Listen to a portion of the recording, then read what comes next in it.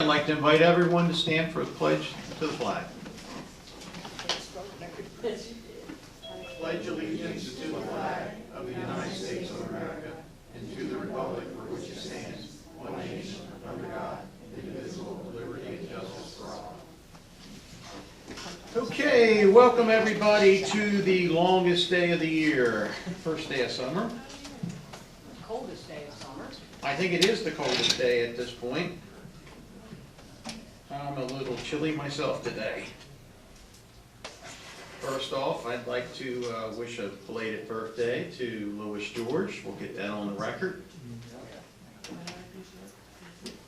And financial report and payment of the bills. We have a motion to approve the financial report and payment of the bills. So moved. We have a motion and a second. Any discussion? Hearing none, all in favor? Aye.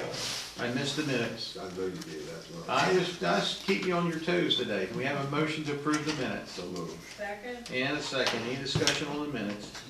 Hearing none, all in favor? Aye. Motion carries. Okay, it is now 12:03. Well, actually, we're gonna wait just a couple minutes, I think. Well, now we better move forward with that. I don't have anything else to go. It is 12:03. This will be a public hearing on ordinance 4-2023, group homes in the C1 Central Business District. And it's presented for introduction, and I think Jean Minner is gonna tell us a little bit about this. Good afternoon. Yes, in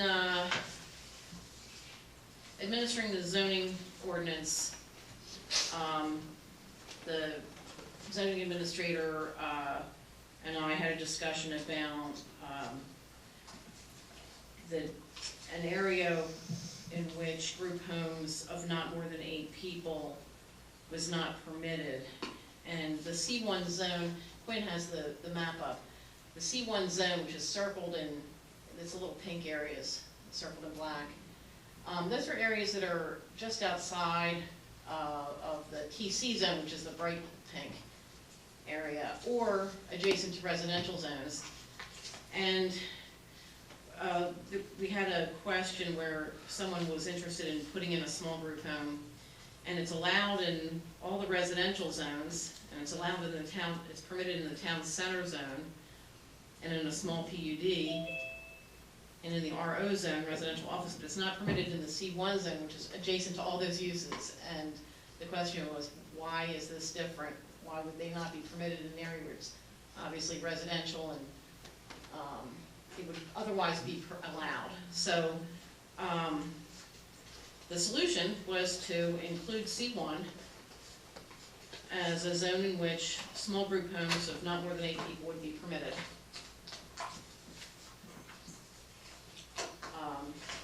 Do I need to read the resolution, or it's ordinance 4-2023? Let's see, I could probably read it real quick for you. Ordinance 4-2023, Elkton zoning ordinance for the purpose of amending the Elkton zoning ordinance, Article 10, permissible uses table. The amendments pertain to group homes in the Central Business District C1 zone.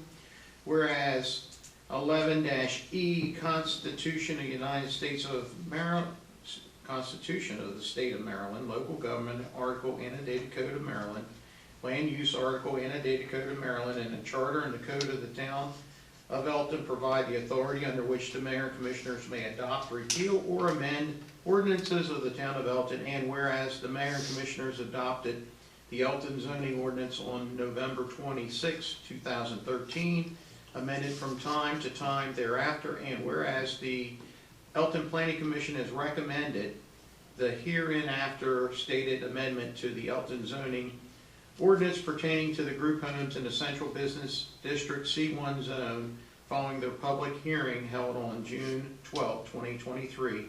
Said public hearing being held in conformance with the requirements of the Elkton zoning ordinance, Article 19 amendments.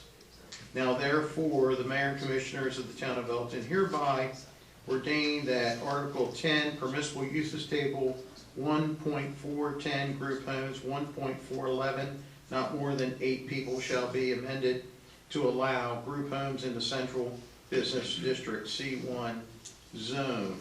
And there's a permissible uses table that's attached to this. Can you show it up on the screen? Is that possible? No? Quinn, can you show that on the screen maybe? No need to. And then it would be,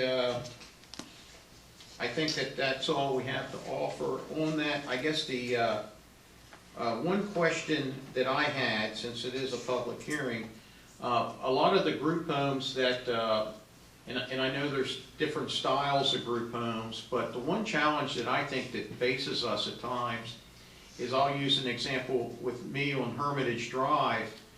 There must be 4, maybe 5, maybe even 6 vehicles from the people that are managing that home that are parked all over the place. They're parked in the yard, they're parked on the side of the road, and it just seems like there's more parking spots more employees than there is people in the houses.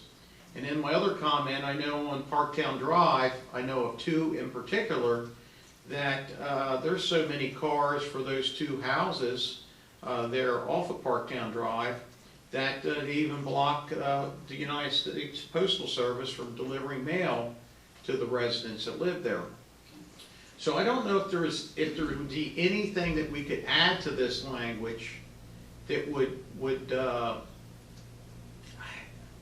maybe there's a state requirement on how many people they need to have managing these facilities. I don't know. Ordinarily for small group homes, they are treated, it's my understanding that they're treated under the Fair Housing Act as a single family. So we can take a look at and see if we may need to add additional language regarding parking for that. That would blanket all zones. Yes. Right? Okay. But I can tell you that I know of several folks that have 4 cars parked at their house because there's 2 adults and 2 adult children that drive, so you could easily have that with just a single family home that's not a group home. Yeah, I understand that. Yeah. I would almost, I don't know what the number would be. But it's like having a business in a residential section is what it kind of comes down to. It's treated under the Fair Housing Act as a single family. As a So family unit. you restricted the number of parking. Or We'd have to check into that. Would too. that apply Yeah. to everybody else? Yeah, we don't have an attorney today, so, but I would have deferred to him on that question.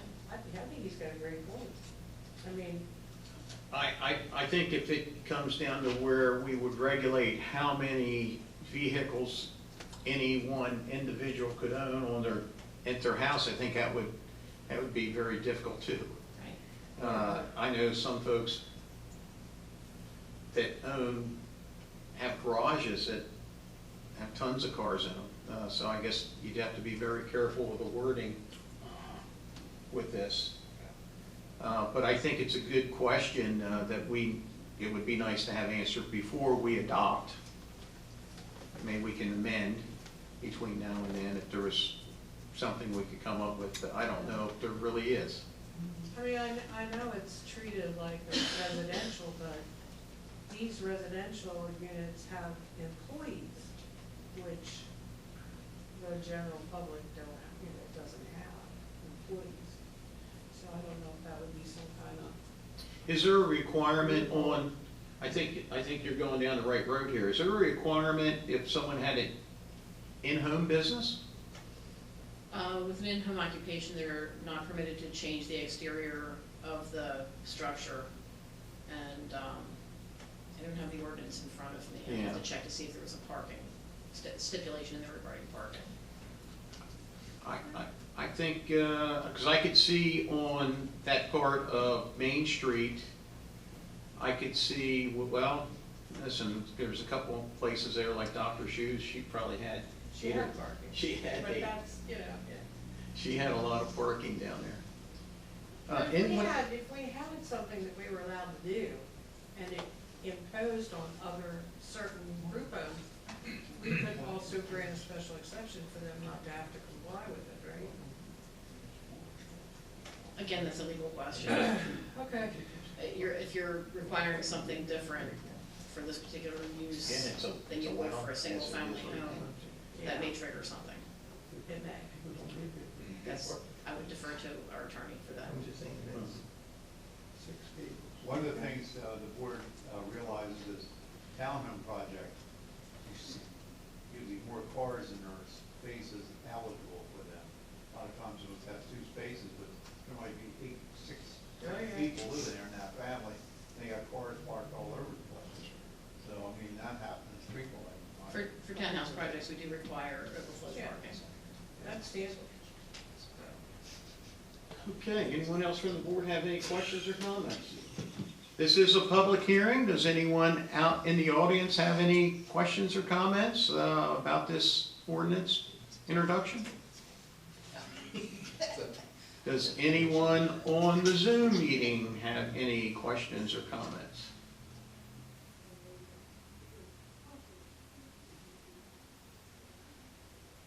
Hearing none. It is 12:12. This public hearing is closed. Do we have a motion to, get back to my minutes here, page here. Where'd it go? Okay, here it is.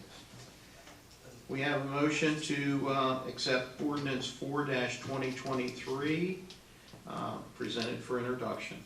So moved. Second. We have a motion and second. Any further discussion? No, when that ordinance is rewritten, I guess the wording and the language is really, is gonna be a tremendous help to take away a lot of burden, but then even with that, you're always gonna come up with a naysayer, or somebody's gonna come up and challenge that, so that's why I say that's very important. Mm-hmm. I agree with you. All in favor? Aye. Motion carries. Thank you, Gene. Right, since Gene is still here and still in the front row, we have an additional public hearing. We're gonna do it all of them together? Individually, please.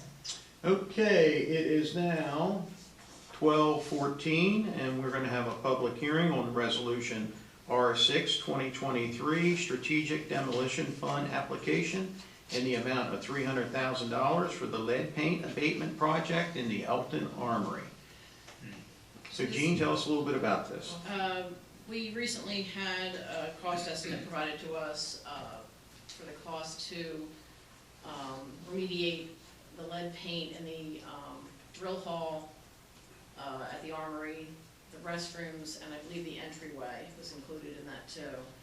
And the cost estimate ballpark was about $300,000 to do that. So under the Strategic Demolition Grant Fund, this is something that they would fund. And they actually funded the acquisition of a portion of the acquisition cost for the armory previously. Perfect. So, so we're requesting to begin some of the maintenance and restoration work inside in order to open that part of the building up for public events in a safe manner. The problem that we're currently having is there's some paint flaking off and there's dust, so it becomes airborne. So we really need to remove what we can and encapsulate the rest so that the public, we'd have a sense of safety with the public in dealing with a building that had lead paint in it. And I think we all know that lead paint may not affect everyone in this audience, but for smaller children, it does have an effect. So it's the right thing to do. Okay, does anyone have any questions or comments in regards to this? Gene, how are we doing with the asbestos removal in the armory? Is that all gone? We haven't taken any of this. They haven't done Haven't any taken any of spaces. it. I thought they were working on that, Louis. No, not the only thing I'm aware of we've done, we've fixed I checked with Charles about that, what's wrong with but we had to fix the boiler and all that, so we have heat in there. And downstairs, we just have a record store. That- So, upstairs, I don't know if there's a space of some asbestos that would be exposed or friable to the public or not. I tested for lead, because we had a considerable amount of lead dust in there. So I'll have to check on the asbestos. I didn't recall seeing asbestos in the areas that we were gonna have open to the public It at this wasn't point. where we were. Oh, Yeah. good. Thank you. Okay, this is a public hearing. Does anyone in the audience have anything to say or comment in regards to the application for the lead paint abatement? Okay, anyone on the Zoom meeting? Seeing none, hearing none, it is now 12:17. This public hearing is closed. Do we have a motion to accept resolution R6 2023 So moved. for the application? Second. We have a motion and a second. Any other discussion? Hearing none, all in favor? Aye. Motion carries. Okay, it is 12:17 and 30 seconds. And this is, we're going to open up for a public hearing on Resolution R7-2023 Strategic Demolition Fund application in the amount of $60,000 for the Waterline Infrastructure Project leading into the Elkton Music Hall. Gene, can you tell us a little bit about that? Yes, this application has been withdrawn. The stipulation for this grant was that work could not begin until after July 1st, and this work had already been scheduled. Timing is critical for the opening of the music hall, and I informed the owner of the property of that, and he understands that this grant was not going to be awarded if the work was done prior to July 1st. Very good. That's why the road's closed today. Yes. Okay, so our public hearing that started at 12:17 and 30 seconds never happened. So time to move So it's on withdrawn. to the next public hearing.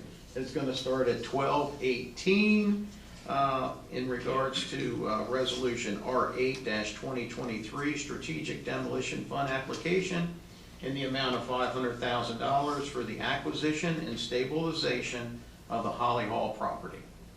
So, for many years, the town has been attempting to work with the owner of this property regarding the restoration and stabilization of the historic Holly Hall building.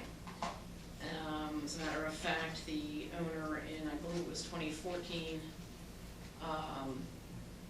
worked with the town to apply for the Six to Fix program, which was to assist him and the owner in marketing the building and finding a buyer to adaptively reuse the building. The owner lost interest in that project, and so the building still sits. We have an opportunity in speaking with the gentleman from my contact person at the grants regarding the strategic demolition grant. He seemed very positive about this project and encouraged me to apply, encouraged us to apply. The acquisition would be in the amount of $200,000 for the structure, and I believe it's 3.7 acres adjacent around the structure that's not part of it, that is part of the deed restriction on the property. The other $300,000 was recommended for stabilization and I'm currently obtaining a quote on just basic stabilization to stop the hole in the roof and close the windows up and prevent any further deterioration of the building until we can either acquire additional funding to begin the restoration work or assign that task to a nonprofit that may be interested in doing that, as they did with the Historic Oak Landing Foundation, the Stone House, if you recall, that was in much worse shape than this building.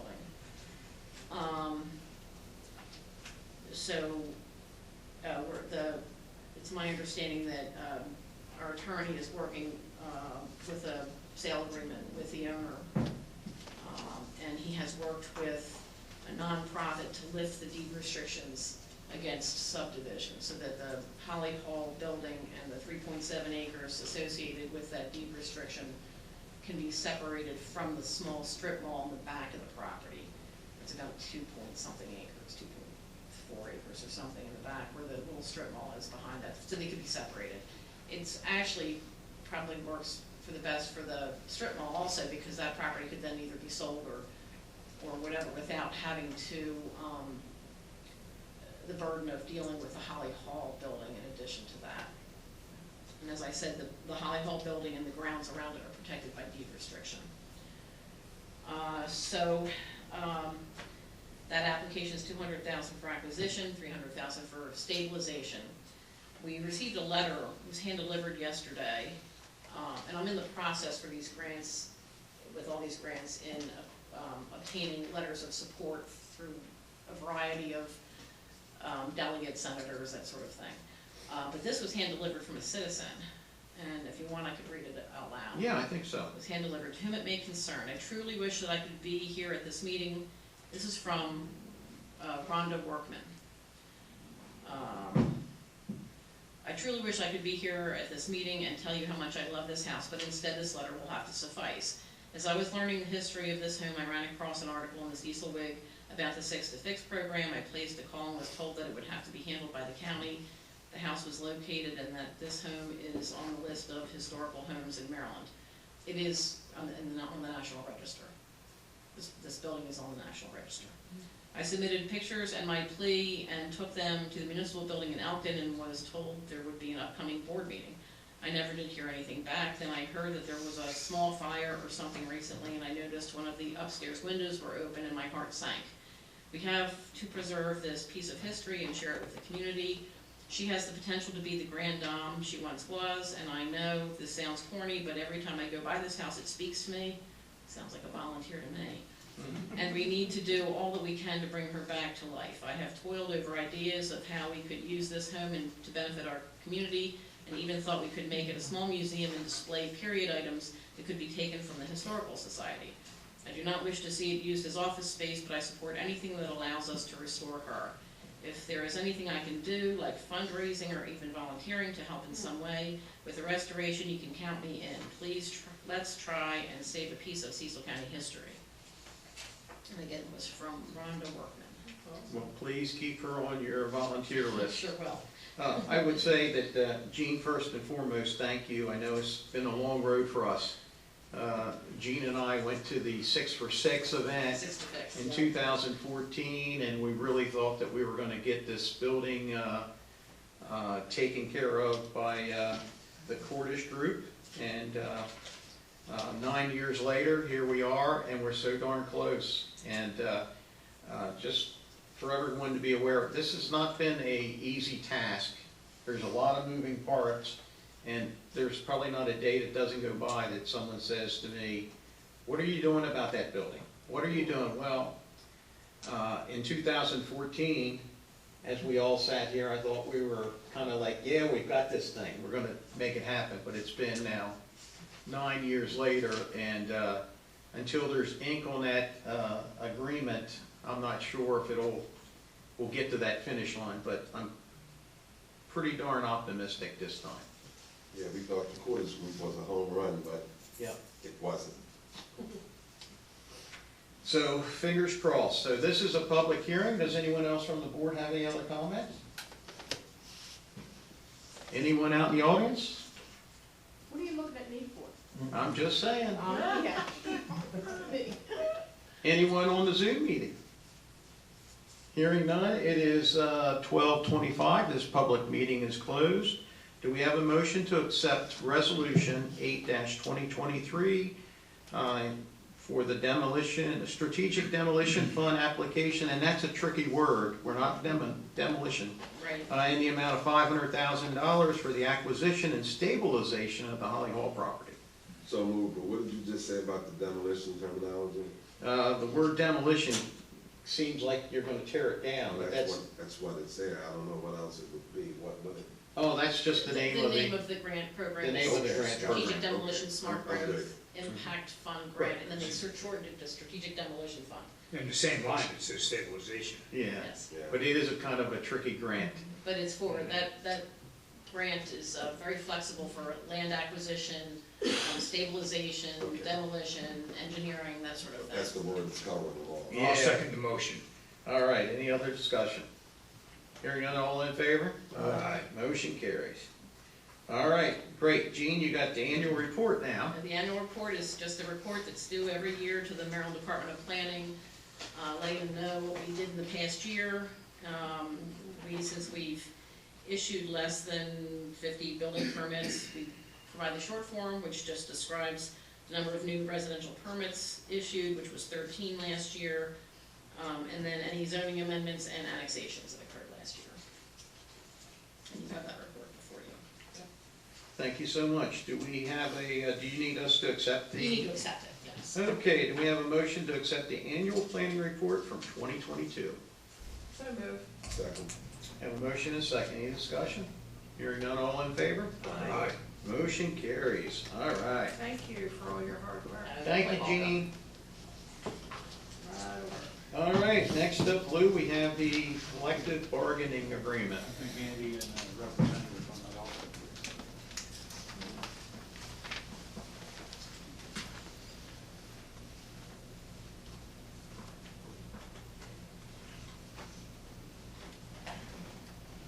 Hello, sir. How y'all doing today? Sorry. This is our first rodeo with this, so we'll probably need your help. All right, well, listen, I think this is only my second, Yes, sir. I think this is my second one. But we have an agreement per the, let's see, I guess this would be in regards to the, years ago, the, Journal order, the Elkton Police Journal Order of Police Lodge 124, and it was represented during negotiations, and Andy was the negotiator and inspected down. And as a result of the negotiations, the FOP accepted this agreement. Yes, that's And correct. the town, I believe the town should, and I recommend that they accept it also. I think for a 5-year period, isn't it? That's correct. 5-year period, and provides a number of incentives and benefits for the Elkton Police, probably one of the most critical departments of the town. Lois, please use your mic. I'm sorry, 1022. I'm sorry, No worries, sir. gotta use that language. I'm not using it either, so. I don't think they use the paint code anymore. No, the FOP agreement is for a 5-year period and provides a number of incentives and benefits to the Elkton Police members of the FOP Lodge. And as I said, the FOP Lodge has accepted this agreement and the conditions under which it is administered by the town. And Andy is recommending, as well as I, that board accept it. do we have a motion to accept the collective bargaining agreement? So moved. Second. We have a motion and a second. Any discussion in regards to this?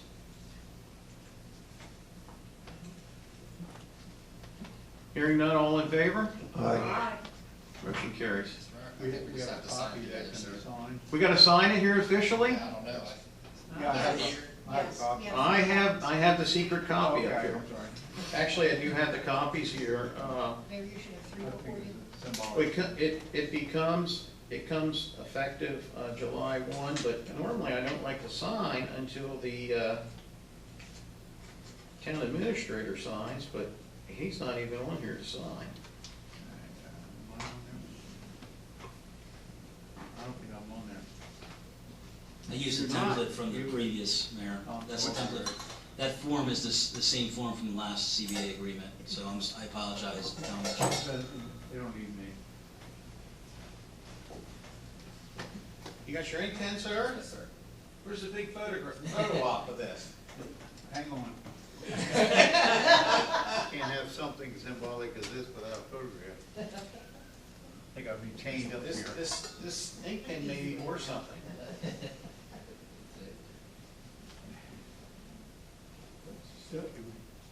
What step word, was- and? Because the whole board accepts the, Yeah, they can. Louis, We need to. He has to sign. Louis, watch your step. Yeah, please. Can we get rid of that, Michelle? I would say you dated today. Yeah, How do we do it? Because, It's yes, effective effective July July 1. 1. Yeah. Thank you, too. All right, we have that number dated. Go ahead, you go to the next one. That's what it's part of the process. Just sign uniform complaint citations, that way they have. I've been signing my, this place since, I was able to sign, sir.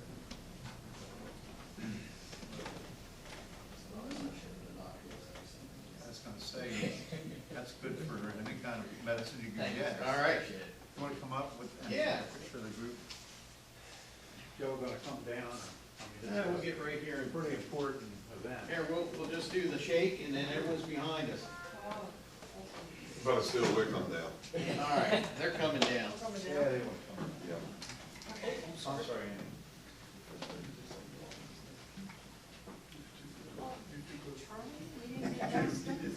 No, you're gonna need some everything on the top.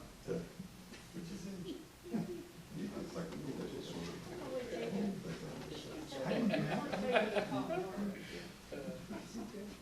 Pick me up. Around till we get to Ocean City. Well, he wanted to be tall, so they didn't have a ladder for him, so that's why. That's right. Here we go, a lot of smiles. Thank you, looks good. Thank you. Congratulations. Thank you very much. Thank you. Yeah, appreciate that. Thank you very much. Remember Thank you for your first time. time, it's a lot of work. Thank you, sir. Appreciate it. Thank you, sir. Andy, thank you for your help on that. Thank you,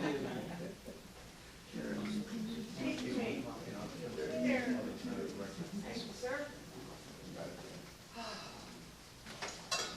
I don't know who sits in this chair, but I have to put it up.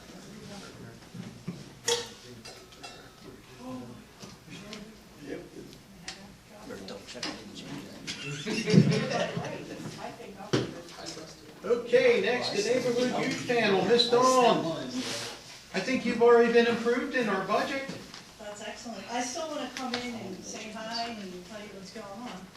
All right. So, it's not our first rodeo. We've actually been in Elkton for 15 years now. So that's pretty cool. It kind of crept up on us. So for those in the audience or that maybe can't remember, the Neighborhood Youth Panel is a youth diversion program. And it's offered to youth all over Cecil County, not just Elkton. But we do serve a large number of youth from the Elkton area.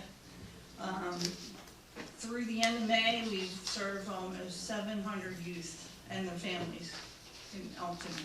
So that's great. We offer a number of interventions. We work with Cecil County Public Schools. The police refer youth for diversion, so that gives them an opportunity to avoid the juvenile justice system. And we hear their cases informally. We have a panel of volunteers that listens to the cases and then will recommend an action plan for them. So we offer a number of interventions, classes, that sort of thing, mentoring.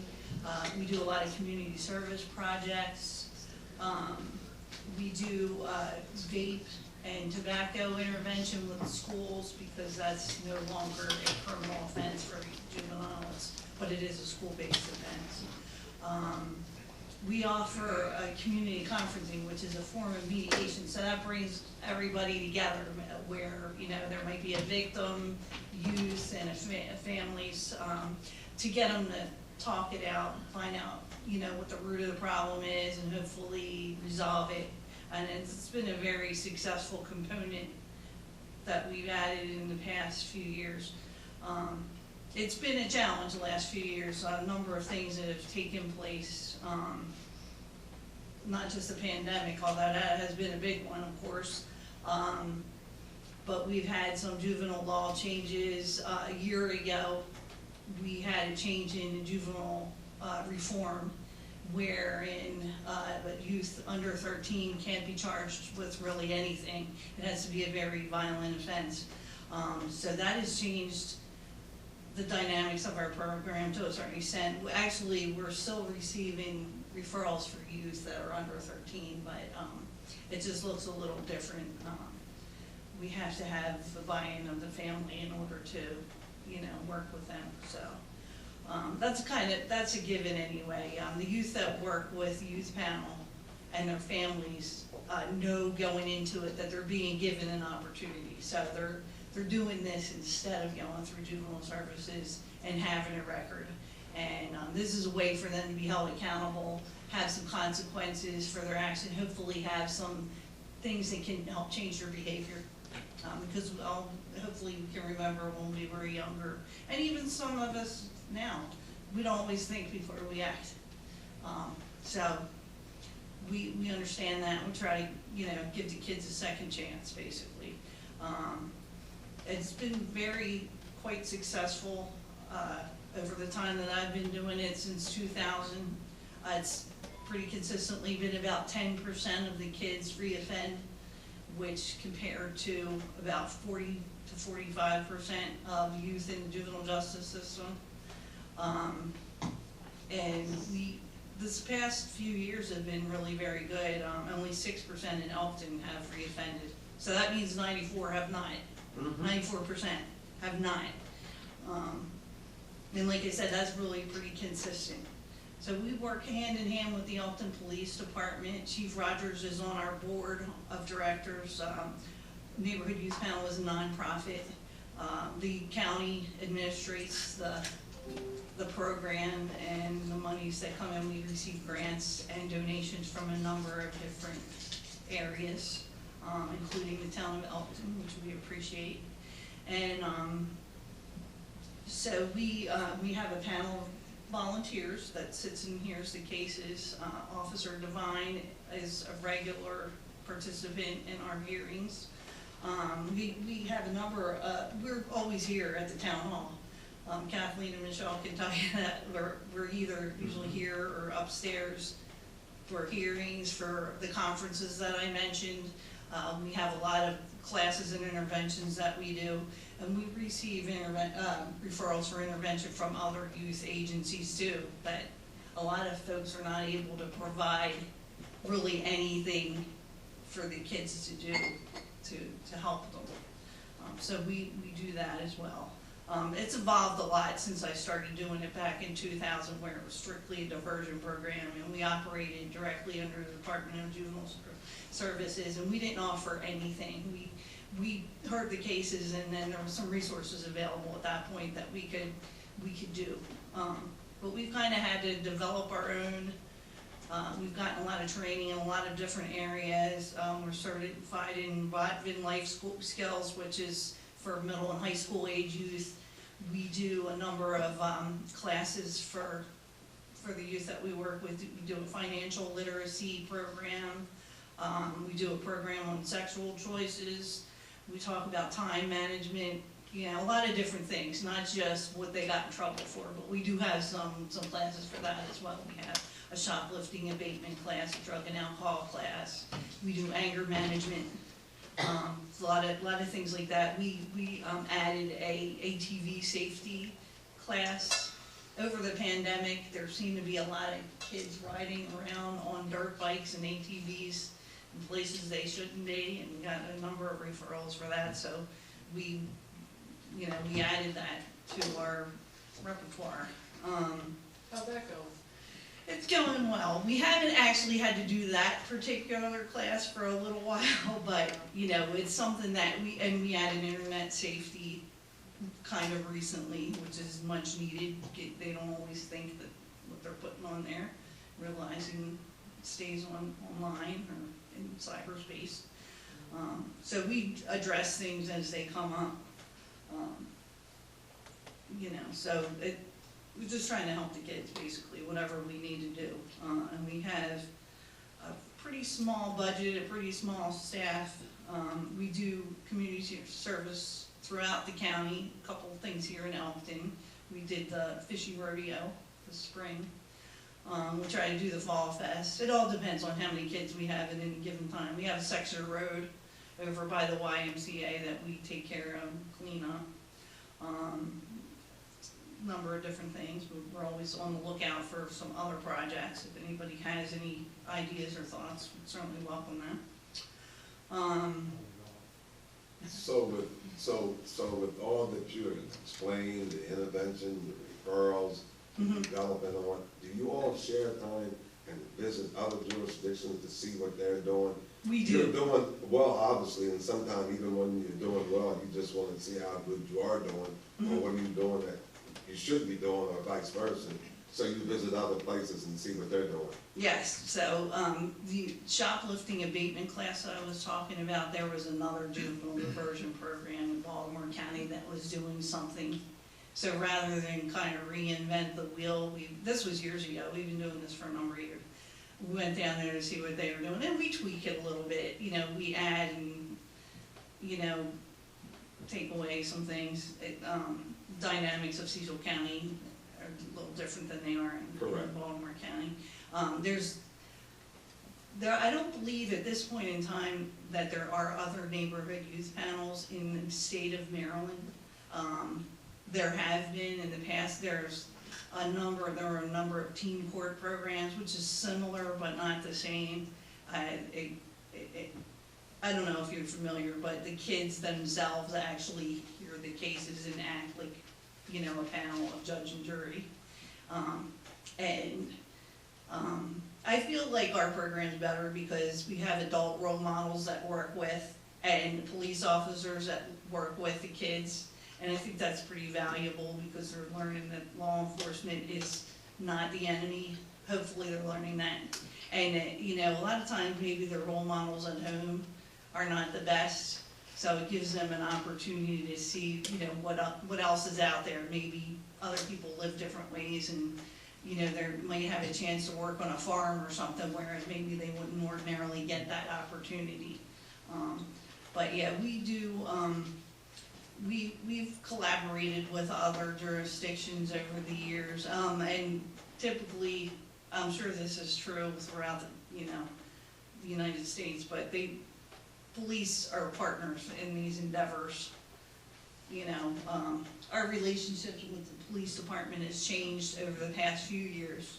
We used to get most of our referrals through juvenile services, and now, you know, the police are referring to them, the kids to us directly. So a lot of times they're telling the parents while they're there, you know, responding to a complaint, you know, hey, I'm gonna refer your child to this program, and kind of tell them what it is, and, you know, which is great, because then they're familiar, they at least know what kind of to expect, and, you know, they're on board with it. Most people want their child to have this opportunity, you know, to not have these things on their record, and have a chance to, What you know. kind of things, what's one of the more frequent behaviors? that you We to have address? everything from assaults, you know, kids fighting, or domestic incidents, theft. We have a few drug and alcohol violations. Some occasionally get unauthorized use of a motor vehicle. So, like the dirt bike things that I was mentioning, or maybe driving a motor vehicle without the license. Do you have a lot of episodes from schools? Yeah, we do have quite a few. And all the schools, as I'm sure you know, have a resource officer. We got a young man from Gilpin Manor, recently that had a decent quantity of marijuana, so it was a 5th grader. And like I said, normally that we wouldn't get a referral on that age child, but the school administrator, you know, wanted some consequences, so we, you know, It's awesome. we took them, of course. I was wondering about these younger kids like at Gilpin. Yeah, I've seen some trends over the years.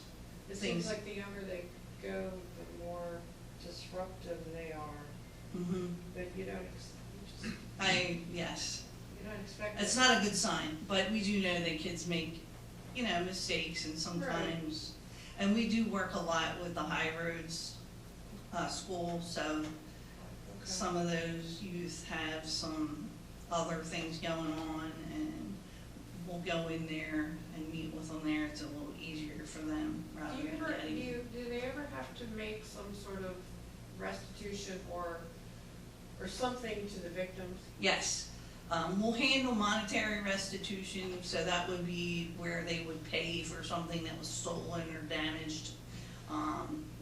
And we also, a lot of times, we'll have them write an apology letter.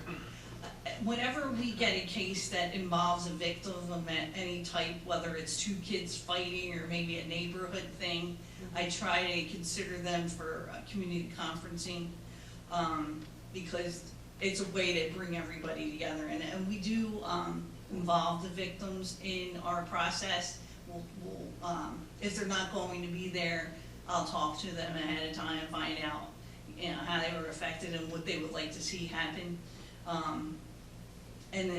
But if they are able to participate, it's really very successful. I mean, you'd be surprised that some of the folks that are having these issues are able to work it out. And it's pretty, you know, But you have to long-term. they have to refer to you.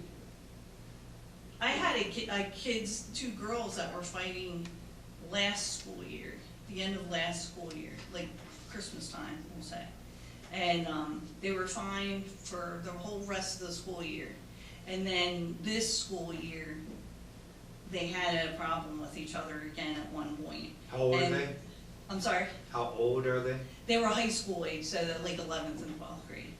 They called me, and the one girl called me and said, "Miss Dawn, is this agreement so good?" And I said, "Yeah, I mean, why are you asking?" We talked about it, and, you know, we talked about having another meeting. We didn't ultimately do that, but just kind of refreshing everybody's memory as to what they agreed to before. Help them coexist for the rest of the school year, so Awesome. I think that's good. It's a wonderfully low percentage of reoffenders, but what happens with the reoffenders? So they're in the neighborhood youth panel program for 45 to 60 days, so they're actively under informal supervision. And they have, you know, that period of time to complete what we give them. So if they get in trouble during that period, we'll refer the case back to their arresting officer. And then at that point, usually he or she will refer it to juvenile services for handling. So they'll lose their opportunity to participate. If it happens, and the ones that I gave you, the stats that I gave you for the 94%, those are youth that completed the program. So they did everything that they were given, and they completed the program in the 60 days and did not get in trouble. So those youth, we monitor them, even if they're over 18, we'll monitor them. And that's that number that I gave you. Does that answer your question? Yes, it does. Thank you. Okay, thank you. And we do appreciate the town's financial support. You mentioned that we're in the budget, which we of course appreciate. We did just send an invoice in fairly recently. I know that Mr. Steve is on vacation, I guess, but I communicated with Beth, and she said, yeah, that's fine. Perfect. Do you need me to make an official request in writing, or, okay? All right. Dawn, we appreciate you coming in and giving us the update. Yep. Oh, I appreciate you all. All right. Thank you. I'd like to speak with you further on this, Dawn. I'd like to speak with you further on this. You know what, can I give you my card? Yes, please. And I have some, I don't have a ton of them, but I have some brochures if anybody would like, and my number I think is on here too. Yeah, I'll give you that. So if anybody else wants one of these, including anybody that's in the audience. Thank you. And we usually meet in the afternoons. Like I said, either here, sometimes community center. Like what time?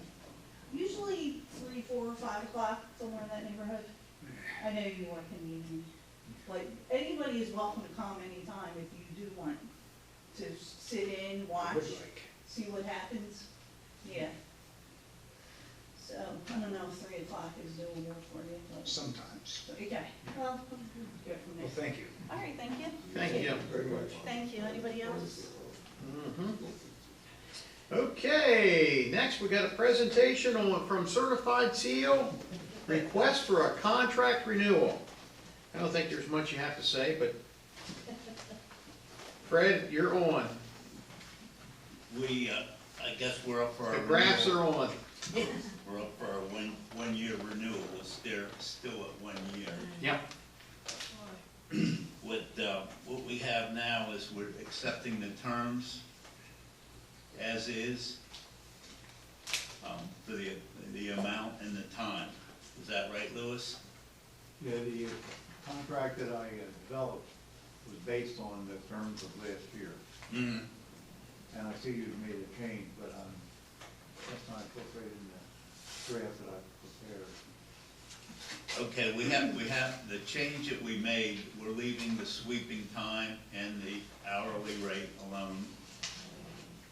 We were adding what we call an administrative charge for the dispatch of the daily routes. We break up each quadrant of the town in different areas so that we hit every part at least once a month. We do the center of town and Main Street, Baker Bridge and so on, Rec Center, and Bell Hill Road. We hit them probably every Friday, if not every, on Bell Hill every other Friday. So at the end of the month, we've hit every part of the town, all the neighborhoods once, and then Main Street and Hermitage, Railroad Avenue, everything below the railroad tracks every Friday. And of course, we're available for anything like the hotel fire and things like that. Now, this has turned in from getting in the truck on 6 o'clock and going down Main Street back in the 80s to doing the, this section of town, the business section, to everything over the years. So that takes a little bit of planning because we have to coordinate with the litter pickup or the grass pickup, the brush pickup. In other words, you don't want to sweep Patriots Glen and then have them pick up brush behind us. So we've had to do that in recent time, which has changed our schedule just a little bit. Instead of Tuesdays and Fridays, now we have a little more flexibility, if you will, but we have to coordinate with Public Works as far as going behind the litter or the grass pickup and the debris pickup. So the examples there are the timekeeping. We make sure that we get our 5 hours a day and don't run over, and if we run under, then we make up time for that or inclement weather, whatever.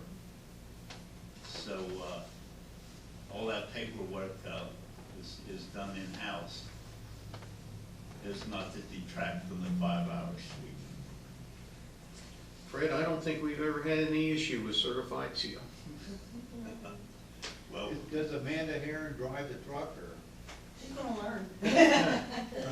eventually, Yeah, just wondering. yeah.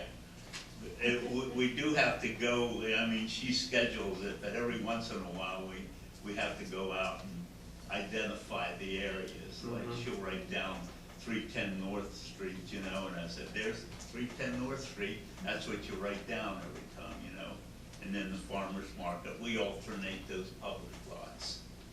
So you're good with the contract, but you'd like to have an addendum for the $125 per month administration fees. Strictly for the administration fee, yeah. Do we have a motion to accept the contract and add the administrative fee of $125 per month? So moved. Second. We have a motion and a second. Any discussion on this? Hearing none, all in favor? Aye. There we go. Okay, thank you, and any questions, just yell at us. Now, I do have a question. Yes. The sweeper brush that goes around up Yes. against the curb, Mm-hmm. if you have weeds or whatever that are dead, will they take that, will it take them off, or? The sweeper brooms we use are made out of steel, so they're pretty aggressive. Uh-huh, They will take the weeds out of the curb lines, uh-huh, and especially if they're treated with Roundup. and they become They're brittle or brittle, whatever. yeah, and It'll then clean they'll. them up. Mm-hmm. Yeah, so, yeah, they're very aggressive. Yeah, because it not only sweeps, it has a vacuum in it that pulls it up into the machine. The broom just kicks the debris into the center when it's vacuumed up. So if we can get our weeds sprayed along the curb lines in town and they die, there's a good chance you guys are gonna be sweeping them up. Yeah, it's more evident in the center of town where, you know, we make more passes versus, I'm just curious. Heritage Woods, Whitehall Road and that. Sometimes we only hit them maybe once a month, but it's still aggressive enough to get it. If, especially If we're dead. if it's hit with Roundup, yeah. Awesome. Thank you. Thank you so much. Appreciate you. Thank you. See how painless that was? Just had to wait a while. Uh-huh. Lou, you're on. The only thing I want to mention, today, I didn't have anything on the agenda, was the fact that I sent you a picture of the base of the 600,000 gallon Southfields water tower. CB&I has that assembled. I was out there today. They have some seam work to finish, and they have 2 more sections out on top, and 3 more will come before the tank goes up. So it'll be a pretty large and elaborate water tower. The sec, Well, we have, it's still doing electrical work, but the well will be available at some point in time, but there's no power yet. so the 3 sections of the photograph that you sent us, were they 8-foot sections or was that 6-foot sections?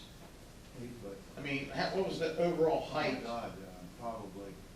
Was that about 18 feet then at that? Yeah, something like that. So it's probably I was 6-foot trying to think. sections. I was putting a man next to it, about 6 foot, and I was measuring. There was 3 of them in a thing, they're all welded together, then they put all of them together. It's amazing how well their shop puts that together, because it went together so well and sat on that base plate perfectly. Mhm. And first thing I went out there to make sure all the bolt holes matched up with the plate and matched right up, so. Johnson Construction did the base, did a really good job, but it's not their first rodeo, so I'm sure they know what they're doing. I think I could still build one, as many as I've built. I could Uh-huh. still, as many of those as I've been involved with, I could probably still do it, Probably. yeah. I can Very see it in my interesting, sleep. Well, they have 5 men there to do all that work. Very good, anything else? Yeah, that's the only thing I had to mention. Okay, real quickly, how close are we with all the stormwater management issues on the Southfields Road going in? Are we close, are we getting, Okay, I don't have any plans from them. I know plans have been coming in for signature, so they're coming in sections and getting signed as far as I know. okay, good. The main road, Yes, Okay. South Hills Boulevard, yes. okay, very good. I hadn't heard anything, so no news is good news for my ears, but just wanted to make sure we're still going forward. You'd mentioned about the grant application for the Elkton Music Hall. I can tell you that I think they're gonna be real close if they can meet all their timing, but we're gonna have some real nice live music in downtown Elkton here in the next, along with all of our live music we've always had. But we're real close, and I think that's gonna be a game changer for our community. It's gonna be a game changer. It's gonna be a lot of good action. I sent an email out, and I copied the board, I copied the chief, and I copied Dan Hanley on, I've noticed, and it's nothing we can do about the amount of bodies, the new faces that I see walking our streets per se, but we have, I keep getting reports from residents about the new homeless camps that are showing up. And they don't really give me any specific location other than they'll say it's here in this area, or they're looking back. Some of the folks were on top of the Big Elk Mall looking down, they saw some tents action. There's a small tent right now, right by the old George's Restaurant, that seems to be gathering some steam. I don't know whose lot that is. It's between the Willis property and I think whoever owns the tire place there. Who's that? Dave, Dave Willis. Dave Willis, and we've been in touch with him because it is private property. Yes. He's been in Florida a lot and says that he will not come back to court. So it kind of puts us in a little bit of a spot. I don't know if it's What? something that He- building he and planning actually- can get involved in, but. He actually asked me yesterday, he called me yesterday, Okay. and he said he'd like to, he said he'll go out there and ask him to move, but he'd like to have someone along with him. Well, we told him we would be more than willing to do that. Okay, perfect. Yeah. I think We can that's- get in touch with him. That'll be good, I'll have him reach out to you. Yeah, absolutely.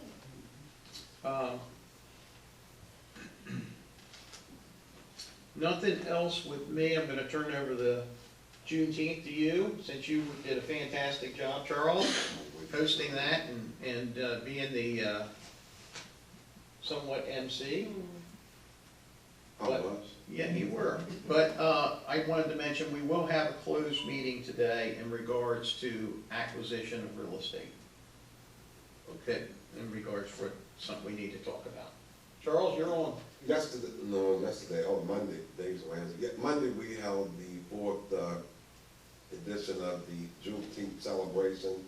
I guess a celebration that goes back to actually freeing the slaves from continuing to do work, which should have been 2 years prior to, but you don't need to know the history.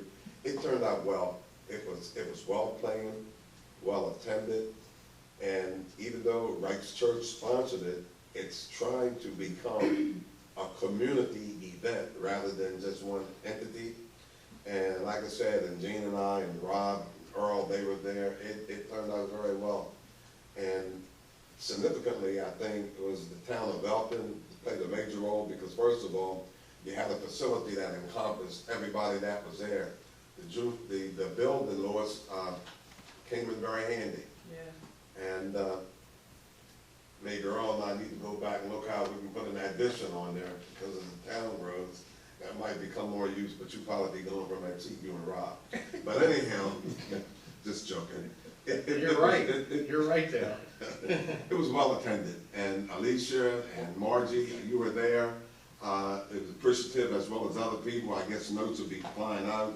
Alicia, it's good to see you not only there yesterday, but I was also at the Rotary meeting the other day, and you were there. So, as the person in charge of your alliance, it's good to see you out and about to know what's going on. Alicia, before I move to the next subject, I did ask Marjorie, and I don't know how you feel about it, how will the project down the street go if the fence isn't moved for your Fall Fest?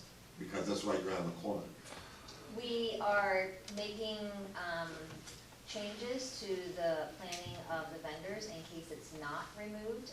Ideally, it would be removed in time for that, but we know that safety is always a concern. And so if safety is still an issue come time for September for that, we understand that it needs to be there. But if there's any way that, we know that it's safe and it could be moved in time for Fall Fest in September, that would be wonderful. We're trying to figure out if there's other places we can put vendors and to ensure that we still have the maximum amount that we have had in the past with a little bit of growth potentially. So we're making, conditions in case it's not gone. Thank you. The introduction and the proclamation was good. Michelle, you were behind the proclamation. Myself, Earl, and Rob, we were there then. Gene, I did see you later at the program with your grandson, and we didn't miss you, but you got named in the proclamation Massimiliano. That's good. But I would like to add something to that. Go ahead. So it was, trying to think his name, sang the national anthem. Tom Swanson. Tom, and there's no flag in the community center. So a suggestion as I'm standing there, I don't necessarily think we need a pole with a flag. There's so much room at the top that you could hang a flag. Or paint The one. flag we have is outside, but I don't think it's put inside. Yeah, so inside, maybe we can get like a rather large flag and fly it to where it's not, I think there's plenty of room to the right or to the left where it wouldn't be involved in any, behind the basketball. Does that make sense? That makes a lot of sense because it's a big facility and the Yeah. flag would be left unbothered. It would be unbothered, and I would say let's look for as large as we could get to make it, Well, you can get real large. yeah. As long as it doesn't interfere with basketball or volleyball and it's toward the back, I think it'll look pretty nice. Next item, AED, Lord says that AED hanging in the hallway, do you know if they have started training with employees and others how to use that? Larry Waldridge is gonna start that program, but I'm not sure what he's done so far, I have to check with him. Okay, then I get asked questions, Louis, about the Army, what is its intent? I know that we own it, but people keep seeing it there, and they see your vehicle, and they just ask, see the town administrator coming out of there, what the plans for the futures are there any? As soon as we can get the paint issue resolved, so it's safe for the public, probably start sponsoring some events there. And not through the whole building, but through the auditorium. And I've already had a request for a sock hop there. I don't know if anybody knows what that is or not. Oh, what is a sock hop? I don't know. I'd like to hear the definition. That goes way back when I was a kid, you know, they got a sock hop. No shoes. Take your shoes off. I probably the only, I don't know if any people around here have ever been there, but I actually been to a dance there back in the '60s before I went in the Army. So, I mean, you know, it used to be a very popular place. I even got my driver's license there when I got out of the Army because they didn't have an MBA then. They had it over there to the Armory. And obviously, you must remember when the party park was next door, and the kids would see Santa Claus there, or they would see Santa Claus also in the Elkton Armory there when they had the long lines. You remember that? Well, I'm not sure. Yeah, you was born there Yeah. and raised there. I was born in. You would have to remember. And the last thing is that the PNC Bank will be closing this week. And I think the lady was saying tomorrow's when they're gonna start breaking down their computers and everything, so they will be minus a lot of things that they would normally do. They told me that at 3 o'clock on Friday would be, that'd be the end. That's when it shuts All down. right, I'm done, Rob. Jean? With PNC Bank closing, would you be able to bring the street fair further up North Street? Pat, do you have any insight on that? I'm trying to think where the PNC is. There was a reason we didn't go up past where we had the main stage. The main stage is And gonna I be think in it front had of the something music to do hall. with Fulton Bank. They're Yeah, on but you the can corner. access Fulton Bank from High Street. That's on this side of the municipal parking, so that might be the issue, Jane. No, Yeah, I'm there just was curious. something, Because then people won't be able to access that. That could be the issue, because I know the main stage is due to be right outside like the Elkton Music Like it Hall. always But we is. can check into it, No, I was just curious. yeah. If you planned on, stretching it out since you had the ability to do it, or if you didn't need to. Michelle, do you have any insight on that based on street closures and things like that? I'm trying to figure just the placement, and that's not really gonna change the street closure because it's closed. But given the access to that, like, So PNC, their driveway, I believe it is directly across from Fulton Bank, and that was always the issue, the access. It's a to little the further banks. down, Michelle. Yeah, just a little. Fulton Bank's on the corner, right? yes. Yeah, so PNC's kind of, yeah, so it goes Jimmy's, and then the municipal parking, and then there's the ATM and the drive-through for PNC. Mhm. But that'll be So maybe closed. one But that way, would but be I think, closed. I think it'd be better to scan there and look at it. Yeah, and Well, see if you I can was do just it. curious, because I'm like, I know you always put it right in the middle of North Street by Jimmy, Right. but if we could pull and it up. there's a lot of congestion right there. Yeah. But now that PNC is closed, Fulton Bank has full access off of High Street. Yeah, I think that's great. I will make that suggestion, because we could pull the main stage up further towards you guys up here Yep. and give us some additional space if the fence is still there. I mean, it's fine with me. Oh, thanks, Jean. You're welcome. It's in the You got minutes. one vote. It's in the minutes, so it must be. You got one vote. Yeah, well, Anyway.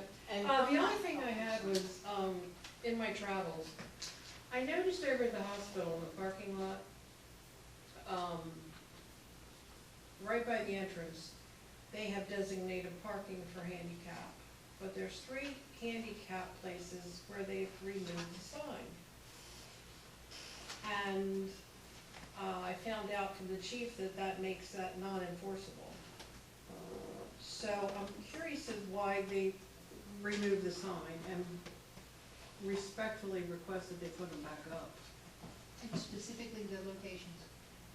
It is right out, it's, to the left of the main entrance, if you're going to the Sergi entrance, you know, where you can loop up and come back out. Okay. You know what I'm talking about?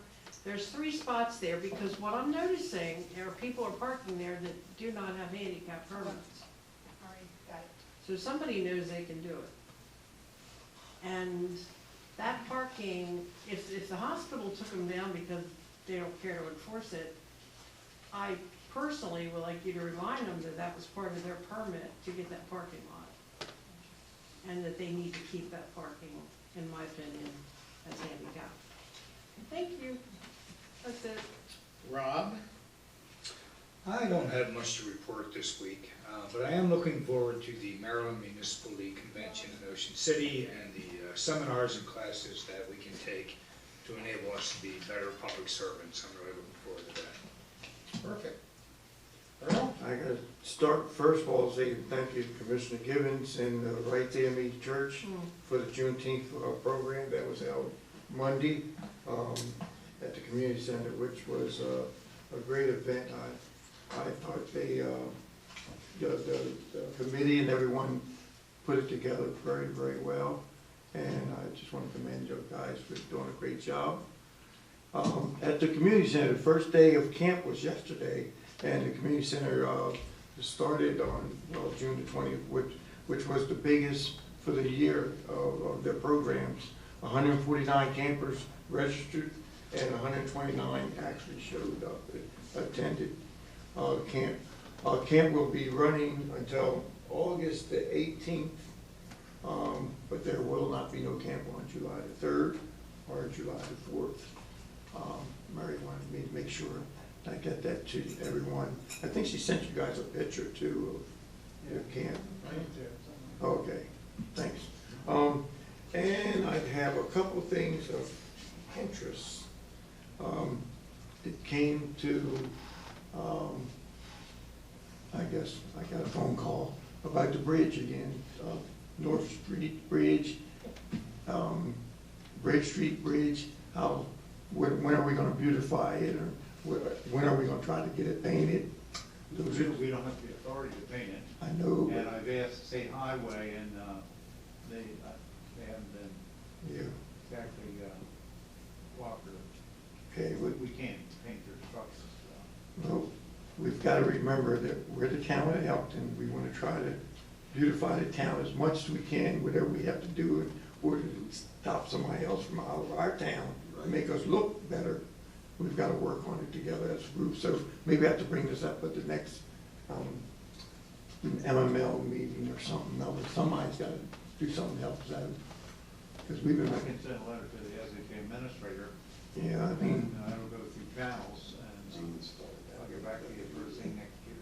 Okay, well, that was just a thought. And I talked to Chief Rogers about an issue that keeps coming up, and I don't think I need to bring it up here. We'll talk about it offline again. Okay, that's it for me. And everyone have a great summer. That's all I wish. Thank you, Earl. Now, this is the time of the meeting. We open up the floor for anyone that has anything to say for the good of the town of Elkton. Pat, please state your name and address. Pat Opal, 137 Milestone Road. Just out of curiosity, has there been any progress on the Delaware Avenue pedestrian walkway? Louis?